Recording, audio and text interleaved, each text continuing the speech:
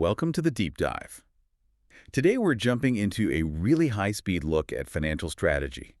We've examined a whole bunch of sources focused on building wealth, and we've kind of distilled it all under this idea.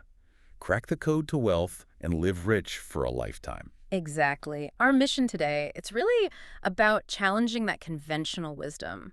We want to expose the, mathematical flaws and the psychological traps in the advice most people just accept. Right. We're going to unpack these three specific financial roadmaps the author talks about. You've got the Sidewalk, the Slowlane, and the Fastlane. And we need to show you precisely which one is actually built for, achieving real financial freedom while you're still young enough to actually enjoy it. And the whole starting point for this philosophy comes down to this one really powerful moment, doesn't it? The author sees a young guy driving a Lamborghini Diablo, That's the catalyst. and that just shakes him up completely, kicks him out of his comfort zone, makes him question everything he thought he knew about money. And, well, it eventually leads him to make his first million by 31, retire at 37. Yeah, quite the turnaround. So that story immediately sets the stage against that whole get rich slow idea that's everywhere. It really does. It creates this necessary tension because the core argument in the source material is that the two paths most people are on, the sidewalk and the slow lane, they really only lead to financial stress, being poor, or maybe at best just mediocrity. They're the defaults, not something you'd actually aspire to. Okay, let's start with the one maybe most people recognize or are even on, the sidewalk, the instant gratification path. It's defined by a really simple but kind of brutal equation. Wealth equals income plus debt. Yeah, and that equation, it sums up a lifestyle, right? Living completely for today, totally ignoring tomorrow, carrying a ton of debt. The whole mindset is just short-sighted. It leads to what the author calls lifestyle servitude. Lifestyle servitude. Okay. Yeah, it's this loop you get stuck in. You work to get income, you use that income to buy the lifestyle you think you deserve right now, and then that lifestyle forces you right back to work just to pay off the debts you racked up. What's really scary, I think, is this idea of the income-rich sidewalker, the 30K millionaire, as you call them. They might make good money, right? Right. But they project this image of wealth using constant financing, credit cards. Oh, absolutely. Driving the entry-level BMW, maybe? Ordering bottle service at the club on a credit card they can't really pay off. They look rich. They look the part. But the money flowing out is always more than what's coming in. So one unexpected expense, a medical bill, car breaks down, and the whole thing just collapses. Total financial meltdown. That's the danger of this faux wealth. It's easy to get with credit, but it's fundamentally toxic to what the sources call the real wealth trinity: your freedom, your health, and your relationships. And this is where we absolutely have to talk about parasitic debt. It's central to the sidewalker's whole existence. Parasitic debt. That's a powerful term. You're talking about the debt that basically turns your free time into work time you owe someone, right? Precisely. We tend to focus on the interest rate, the dollar cost. But the real cost is the time. The hours, the days, the weeks of your life you now must spend working just to pay for that thing you bought on credit. Whether it's a car, vacation. Exactly. It enslaves your future time. And when you're carrying all that debt, freedom just goes out the window, which inevitably starts eating away at your health, your stress levels, your ability to have good relationships. The sidewalk is just defined by destroying those three core things. Okay, so if the sidewalk means poverty and constant anxiety, the next road is the slow lane. And this is the advice 99% of people get drilled into them, right? Go to school, find a stable job. Yep, the classic playbook. Max out your 401k, clip coupons, grind it out, and then maybe retire in your 60s or 70s. And the destination for the slow lane, it's mediocrity. Or as the sources put it pretty vividly, wealth in a wheelchair. Ooh. You get rich, but you're too old to really enjoy it. And the trade-off is just massive. You're basically selling 5 days of your week, of your life. Your soul, basically. For a paycheck, just to get 2 days of freedom on the weekend. You're trading your most valuable asset, your youthful time, your energy, for this promise of security that's decades away. Guaranteed stagnation, really. So this leads to something really uncomfortable, but it's a critical point from the sources. The paradox of practice. Ah, yes. This is huge. If the slow lane is supposedly the way, why are so many of the financial gurus preaching it? Well, why didn't they get rich that way? That's the million-dollar question, isn't it? The author really hammers this point. Look closely at the people giving that slow lane advice, selling millions of books, running seminars on saving your pennies. Right. They didn't get wealthy working a job for 50 years and maxing out a mutual fund. No way. They got rich using the fast lane. They built a massive scalable system like selling information products that affects millions of people. That feels, I don't know, kind of deceptive. Are they saying these gurus know the fast lane works, but they sell the slow lane because maybe this is an easier message to sell or safer advice for the average person? It's probably a bit of both, but the main driver is scale. Selling the slow lane message, work hard, save diligently, be patient. It's an incredibly scalable business model for them. Okay. It fits what the sidewalker wants to hear, something that seems safe and easy, something they can trust. So the guru becomes a fast laner by selling slow lane advice to millions of slow laners and sidewalkers. Their system, the book, the course, it works 20/47 without needing their time. But the advice they give requires your time for decades. Wow. Okay. It's leveraging time, just not their own time. Exactly. Perfect example. Okay, that really clarifies the sort of psychological angle. Yeah. Now let's look at the math, because the slow lane is supposedly built on flawed mathematics. It's a plan of hope operating under what you mentioned earlier, uncontrollable limited leverage, or ULL. Right. Let's just nail down that slow lane wealth equation again. Wealth equals your time multiplied by your hourly or salary value, PLUS, your invested sum multiplied by, 1 plus yield raised to the power of time. And the glaring problem there is time. Time is the absolute bottleneck. It's the warden, like the author says. The math is fixed against you. You only have 24 hours in a day, period. Your working life may be 40, 50 years if you're lucky. These are small numbers, relatively speaking. Tiny fixed variables. You might double your salary, maybe, with a lot of work. Yeah. But you can't multiply your available time by 10,000. And the sources are clear. Fixed, limited inputs can only ever produce fixed, limited results.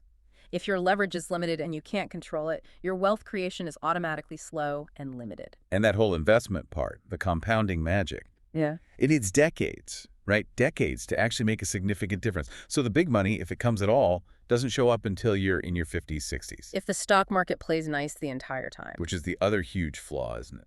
The whole thing depends on factors totally outside your control. The market's health, your job security, even your own physical health holding up for 50 years. It's a massive gamble based on hope.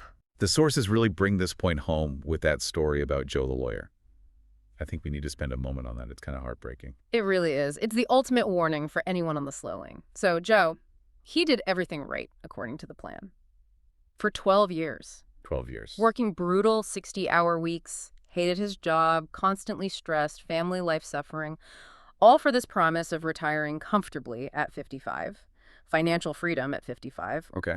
But Joe has a massive heart attack at 51 while mowing his lawn.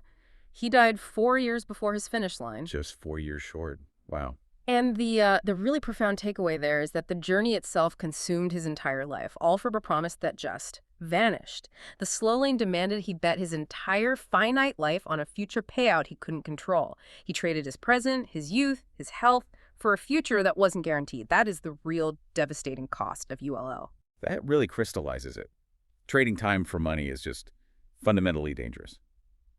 Okay, so it's definitely time to shift gears. Let's move away from this time prison and talk about the fast lane. This is where we swap that uncontrollable limited leverage, ULL, for CUL controllable and unlimited leverage. Yes, CUL is the absolute engine for accelerated wealth.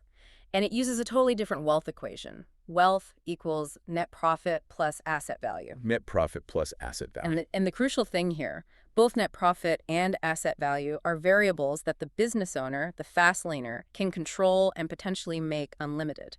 Fast lane success isn't some random lottery win. It's a process you engineer specifically to maximize CUL. It's a process, not an event. I like that distinction. I know. Luck becomes a product of that process of taking action, improving your odds. It's not just some random thing that happens. And this whole process, it's governed by a core principle called the law of affection. Absolutely fundamental. The law of affection basically states the more lives you affect, either in scale or in magnitude, the richer you will become. Simple as that. Okay, unpack scale versus magnitude for us. Give us some examples. Sure. So scale is about volume, reaching lots of people.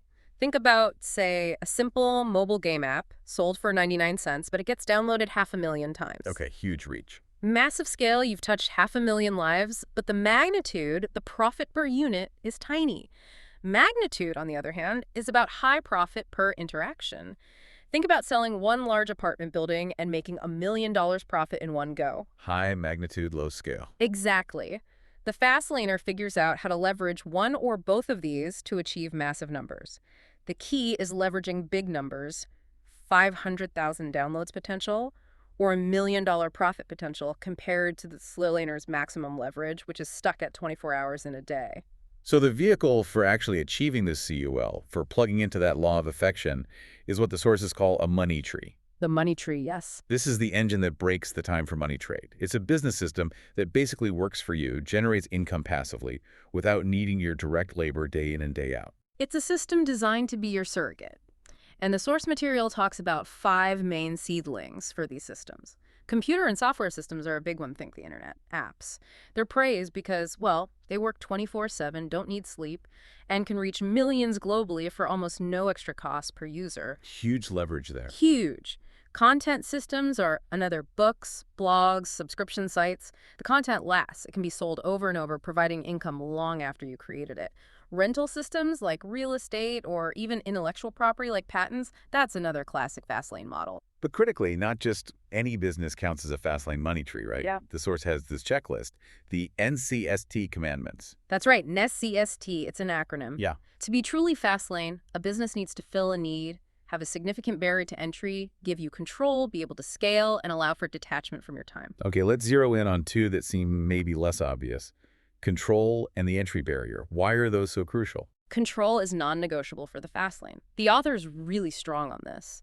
If you can't control every key aspect, your pricing, your product development, your marketing strategy, then you're not really driving the business. You're just a passenger, maybe even a hitchhiker. So even a high-paying executive job wouldn't count. Or being a franchisee. Nope. Fails the control test. You might earn $1 million a year as CEO, but if the board decides to change direction, or the company gets sold, or the franchisor pulls your license, poof, you lose it all. You're subject to someone else's decisions. That's ULL, uncontrollable leverage, not CUL. The Fastlaner always owns and controls the system. Got it. And the entry barrier. The source says easier businesses are often traps. Exactly. Think about it. If a business is super easy to start, like, say, a basic dropshipping site using common platforms, or a generic affiliate blog, what happens? Everyone jumps in. Everyone jumps in. Low barriers mean massive competition almost instantly. That drives profits down to zero, kills your ability to scale. A real Fastlane business may be developing unique software, building a complex logistics network, or acquiring specialized real estate. These require skill, capital, specific knowledge. That difficulty is the barrier. It acts like a moat, protecting your business from being instantly swamped. The hard work up front protects the passive income later. Okay, so making this shift, getting onto the fast lane, it requires a really fundamental change in how you see the world, this producer mentality. That's the core mindset shift. You have to stop looking at the world primarily as a consumer, what can I buy, and start seeing it as a producer. Look at every product, every service, every advertisement, and ask, how does that system build? How could I potentially build something like that and profit? So instead of asking, can I afford that, you ask, how can I replicate that system? Precisely. It's about using money not just for immediate pleasure, but as a tool to build systems that generate future freedom. And this leads to another point that feels really counterintuitive.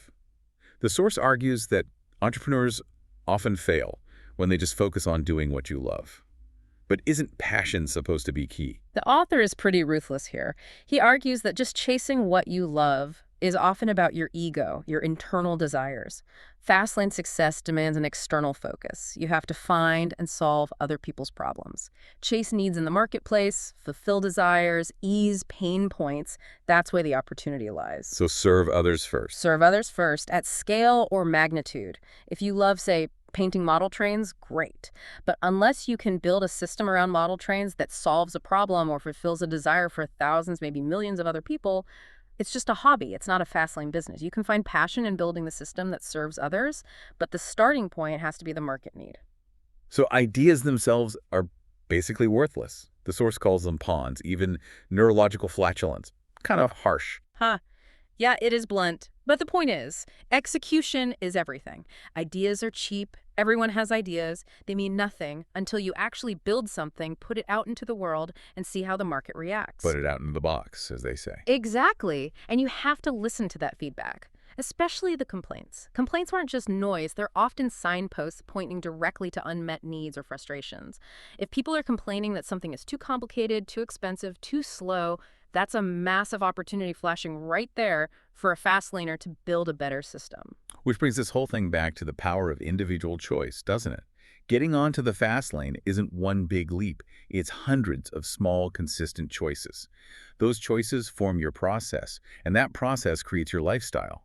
Absolutely. And the choices you make now, especially when you're younger, have the most leverage. They have the most horsepower, as the author puts it. Like steering an asteroid when it's still far from Earth, small adjustments have huge long-term effects. Making bad choices early on, adopting limiting beliefs about money, refusing to learn financial literacy, those can set you on a detour that lasts a lifetime. You have to understand that slow lane choices inherently come with limited leverage. Fast lane choices, yeah, maybe they feel riskier at the start, but they give you the potential for unlimited control over your financial destiny. That's the crux of it. Okay, this has been a really thorough breakdown, kind of a dismantling of the traditional financial advice. So let's try to summarize the absolute core takeaways here. We've clearly seen the slow lane is, well, mathematically flawed. It's limited by time, dependent on outside forces, and almost guarantees mediocrity. Right. And accelerated wealth, real wealth built relatively quickly, it requires leveraging systems, that's the fast lane, systems that connect your profit and your asset value directly to that law of affection. You need high numbers, controllable leverage. So if you, the listener, are genuinely serious about achieving financial independence, especially while you're young, this isn't just about tweaking your budget. It's a fundamental structural shift you need to make. Mandatory, really. Yeah. You have to stop operating in that limited universe where your time is capped, where you're trading hours for dollars, and dedicate yourself instead to becoming a builder of systems that work independently of your 24 hours a day. Which brings us perfectly to our final provocative thought for you to chew on, building right off the source material. We talked about parasitic debt, how it steals your free time and turns it into indentured time you owe someone else. Stealing your life hours. So if money, when it's acquired the Fastlane way, truly buys freedom, consider this. Imagine you could engineer a Fastlane system starting tomorrow that completely wipes out all your current parasitic debt, not just the dollar figure, but erases the indentured time that debt represents. What would be the very first truly free, proactive thing you would choose to start doing with your time the very next day? Once that debt load hit zero, what would you build? What would you pursue?